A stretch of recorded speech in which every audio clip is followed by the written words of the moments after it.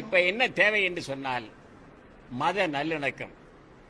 இந்த நாட்டில் இருக்கக்கூடிய அனைத்து மக்களும், செட்டியாரோ ரெட்டியாரோ கோனாரோ முதலியாரோ பிள்ளையோ தாழ்த்தப்பட்டவரோ நாடாரோ நாயுடுவோ வன்னியரோ கவுண்டரோ அல்லது பிள்ளையோ எந்த ஒரு இனமாக இருந்தாலும் சரிதான், அத்தனை பேர் ஆண்டவருடைய பிள்ளைகள் என்பது மாத்திரமல்ல, இந்த உலகத்தில் இருக்கிற 600 கோடி மக்களுக்கும் ஒரே ஒரு இறைவன் தான். அதனால்தான் எல்லா சமயங்களும் ஒரே கருத்தை சொல்லி இருக்கின்றன.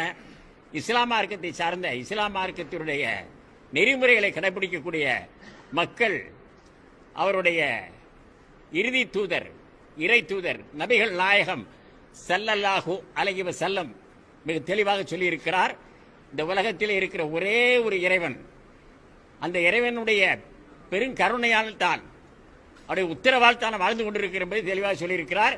பிஸ்மில்லாஹிர் ரஹ்மானிர் ரஹீம், அல்ஹம்துலில்லாஹி ரப்பில் ஆலமீன்.